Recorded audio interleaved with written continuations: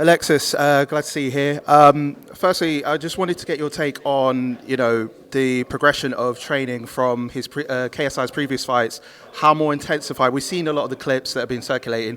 How more intensified are we looking at now in terms of really being prepared for a caliber of fighter like Joe Fournier? Yeah, I think we've got to assume that we're going to be going the 6 rounds. We've got to make sure that we're sparring traditional fighters, so not southpaws. Not guys that are part-timers, not YouTubers, but guys that are full-time boxing. So that level of sparring changes. It changes who you have in the ring. It changes the workload, the work rate, the rest of the recovery. All of it changes when you have that kind of opponent. And I wanted to ask you with David Hay. Obviously, he's seen KSI's rise as a YouTuber and as a boxer.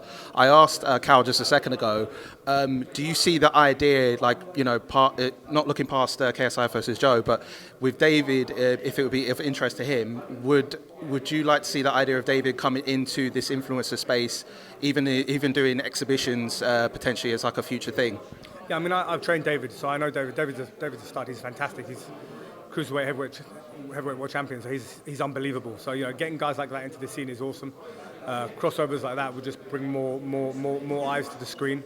But obviously the Joe and KSI fight is the fight that we're on right now, and it's something that we're just not. Even though I trained David and he was sitting next to Joe. I mean, I said the same thing. I walked in and David was like, "Hey, how you doing?" I was like, "Yeah, you're in that room and I'm upstairs." It's professional. It's not. Unfortunately, as much as I love David and I like Joe, we're here to do a number on them. We're here to fix them up. So. And I'm hearing that you went to WrestleMania to see KSI. Like, how did you take in the whole experience? Because obviously, being a WWE crowd versus a boxing crowd, like, how do you compare the two? And how did you see the whole performance from KSI in terms of, unfortunately taking the frog splash from Logan Paul? How does it differ in your view from seeing that experience to the boxing experience? Yeah, it's nuts. It's fanatical fans, but I mean, it's great. It's great to see people that that are supporting people that have legit interaction and excited and. To be fair, there weren't many kids there. It was all adults, which is crazy. But yeah, it was a scene. 80,000 people. I think I fought once in Tokyo Dome with 90,000 people. Yeah. So I've done it bigger ones, but I mean it was. I think it was New Japan Pro Wrestling, wasn't it? Yeah, I mean it's huge. There's some, it's an intense environment. Yeah. But happy no one got injured. Happy we're back to work. Were you fearing that obviously because he took that bump that it was going to delay? Because obviously we know it's scripted entertainment, but obviously there would have been precautions in leading up to that. So were you more well aware what was going to go down? Yeah, we were there the night before and the day before, so we were aware of situations. We were there just to make sure no one got injured. So we did our job and Logan did his. certainly did his part. And do you see us I know it's more wrestling related, but I'm a bit of a fan. Last question. Obviously, with Logan Paul's contract, it's expired. Obviously, there's negotiations and talks at the moment. There's nothing set in a deal. If Logan is to re-sign with WWE, could we expect more appearances, wrestling appearances from JJ? Because obviously he made that appearance at WrestleMania. Yeah, I don't think anything's out of the question. I think the most important thing is we've got a job to do, with boxing, regarding the likes of Joe Fournier, regarding the likes of Tommy Fury, regarding the likes of Jake Paul. I mean, there's 3 fights that we want, that JJ is desperate for, and I think that not to close out a chapter, but to do what we want to do, they take a precedent over everything at the moment. So that's what we're thinking about right now. Alexis, this press conference, KSI seemed quite subdued. But normally he's very outspoken, he's very sort of demanding. He says, "I'm going to knock you out," and he says it's fact. But he shared posts saying, "If I win," things like that. What's the sort of origin of the change in mindset from it? I think you've got to remember when you're in these sort of sports, in these elite sports, it's not always you have days in the gym where sometimes you're the hammer and sometimes you're the nail. It's not always good days for JJ. He's fighting guys that are trying to take his head off, and that sometimes, he gets hit real hard and he has a bad day, and he hits people real hard. They have a bad day. It's a real emotional back and forth thing.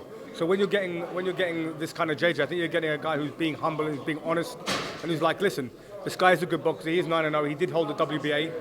He is a tough guy, but I'm still going to do the job against him. So I think you're getting a real KSI. You're getting a real JJ, someone who believes in himself, but at the same time, I don't think you can. When someone's got credentials and talent, you can't downplay them, right? Like Joe did hold the WBA title. He is an undefeated boxer. He is 9-0. So those are facts you have to agree with. But that doesn't mean that he's not going to end up face down, arse up on May 13th, in my opinion. So. Now, if KSI was to knock out Joe Fournier, who was ranked in the top 10, could his... now, KSI said that he wants to fight again in August, so could that opponent perhaps be another pro boxer, perhaps undefeated even? Yeah, I mean, ultimately, there's been talks about Tommy Fury being the next one if Jake Paul doesn't want it. Obviously, we've offered the contract to Jake Paul, and he's turned it down. We want that. We're actively trying to look for that fight. And obviously, I think he's got a loss now, so I think maybe he's trying to get that back or go somewhere else. I don't know. But we have been in talks with Tommy Fury, and it's something that their team has expressed they really want the fight, and we want the fight. So I don't see why that can't get made if we take care of Joe Fournier the way I think we can. And do you think that would happen in like August, or would it replace the December date that Jake was had? Depending on how the fight goes. I mean, obviously, if JJ comes out unscathed and he's not hurt and he's boxed well, then I don't see why we can't back-to-back him.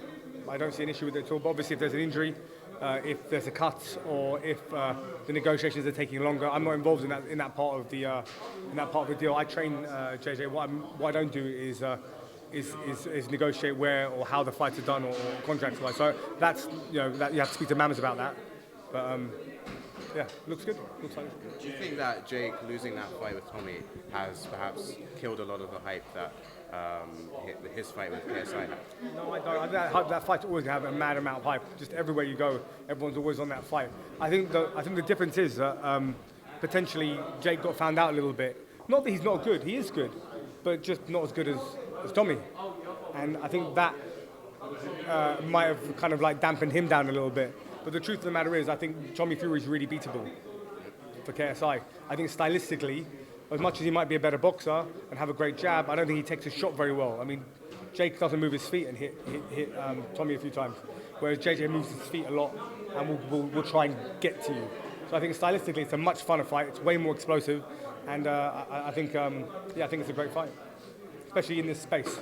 Because I don't think Tommy makes it to winning British titles and European titles. So I think he fits in this space really well. Now, what would you say is like KSI's sort of goal in like fighting Joe Fournier and then perhaps maybe Tommy in the future?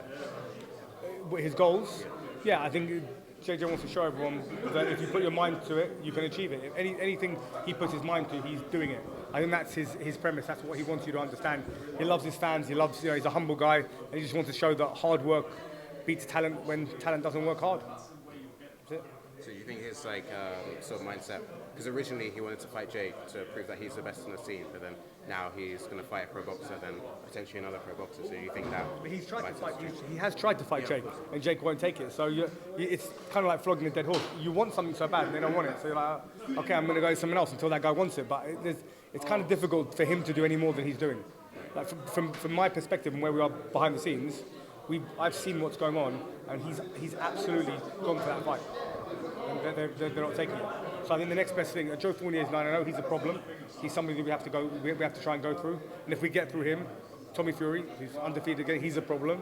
And these aren't easy feats for anyone. So it's super impressive and very exciting to be part of it. I mean, I would like to see the fight with Tommy, but yeah, thank you.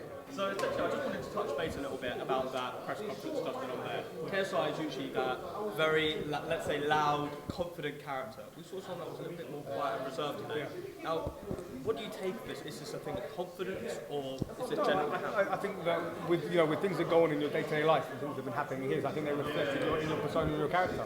I think he's wearing what's going on at the moment. Yeah. He's in a bit of a somber place. He's obviously, has a deep thought process. Is humble. Is upset. Is trying to right his wrongs and be the man that everyone wants him to be and be the man that he wants to be. I think these things carry over, so it doesn't matter. It's real difficult to try and switch personas. Yeah. Because you guys, know him really well. He's a very humble kid. As much as he has a persona online, he's also a real person. So if he really makes a mistake, he's really paying for it. And I think that, for him to come over here and be laughing and joking, and it's not natural, it's not real. So for him to put that on, you guys would know it anyway. So it has affected him. We're making sure he's boxing and he's working his ass off and working hard. That's our job. That's my job. We're pushing him. But he's also dealing with stuff outside of boxing that is life. So obviously, you know, JJ has been said that he's going to be Super Saiyan 2. You said you're going to see the best version of JJ this time round. Yeah. What are the changes made to this camp to make sure JJ does beat a 9-0 professional boxer? Yeah, I mean, the changes are the same, that he's progressing. So with boxing, there's a level of progression. He just keeps on progressing. So from a coaching point of view, my job is to put the best JJ, the best KSI that there's ever been. So if I've got him running as fast as he can, sparring as best he can, as strong as he can, if I've got him in the peak shape of his life and he's sparring the best he can, landing his shots, then I've done my job. Fight night, I don't care. I don't care about the result. The result is about performance. If he performs, he sleeps John. 100% if he performs. So all we care about are good performances, nothing else. So obviously we're talking about how we're working with JJ. You've had him for the last couple of years, I believe now. Now, obviously when you first got JJ, he was quite a raw, swingy character. Now, how have you developed his boxing ability? What changes are you making to his boxing so now he's much bigger? The most important change is educating about boxing. Why you shouldn't throw this punch, when you should throw that punch, what you're in danger of, what should you do and shouldn't you do in this situation. So the idea that when you understand boxing, it becomes a lot easier. Everyone can punch and everyone can take a shot. These aren't like good traits, like just I can kill you, I can throw punches. Anyone can do that. These aren't the good traits. The good traits in boxing and fighting are understanding why you're doing things and when you can't do things. I think he's really getting the timing of that. So like the shots he's looking for, like, you know, where he's waiting for someone to throw a particular shot, he's giving them that shot to get, and they think they're taking something good, and suddenly he lands his shot and they're sleeping. That's a beautiful thing in boxing. The idea of timing someone's shot when they want something. So I think that he's learning the sport, the craft of boxing, which as a boxing coach, I appreciate, and that's my job. So I really like that he's enjoying that. Obviously, there's the strength and conditioning aspect, and there's there's just that rough, tough, you know, which he's got in him. He'll fight no matter what. But the idea that he's understanding boxing is a beautiful thing. I think that's what the biggest improvement in him. Absolutely. So now I know you've had some involvement with Joe Fournier and you've been close to his camp. Now, what would you say are some of his strengths and weaknesses that we may be able to see on fight night? Yeah, I mean, I trained David Hayes for many years. I've had Joe in the gym sparring. Yeah. I've seen him spar. He's a very tough man. His output is decent. It's not overwhelming. He's got a real good double guard, sits behind the double guard well. You know, he's the typical kind of 9-0 kind of pro boxer. Nothing outwardly special about him from a boxing perspective, in that doesn't switch in southpaw, doesn't cross the in, doesn't throw wild shots. But he's really basically good. And I think that that helps us in a lot of ways because you know what you're getting. But at the same time, you know, I think the negatives to Joe is that he's been out the scene. You know, he's been partying. He's a lot older. Yeah, that's what Joe does. But you know, he still looks in good shape, and you know, and I'm sure he boxes. But he doesn't box at the level we're boxing at. He's not in the trenches. Like I said, he's not coming off a flight at 7 in the morning and sparring at 8:30 the same day and put 6 rounds in and trying to kill each other. He'd be rather having lobster linguine and having a good life on a beach than doing what we're doing. There's a big difference to where we're at and where he's at. I've got full respect to Joe. Nothing but respect. He's a classy guy, but I'll tell you now, he's not doing the work that JJ's doing. Absolutely. So I can see there's a lot of confidence in this camp, and it looks like JJ's going to get this win. Now, obviously, we are speaking a little bit about this. Now, if you don't mind me asking, there is currently a Kingpyn Tournament going on, and the winner might be going against KSI. What do you make of that tournament, and who do you think is going to win that? Never heard of him. Never heard of him. Yeah, no. Yeah, I think Gibbs probably the one who's looking like he's going to win it probably. Okay. Just because he's a better boxer than most of the guys and had had bouts. Yeah. And we've sparred him as well. So you know, he's I can't see unless he walked onto another straight left, which didn't do too much from McGree. He got back up. I can't really see anyone troubling him too much.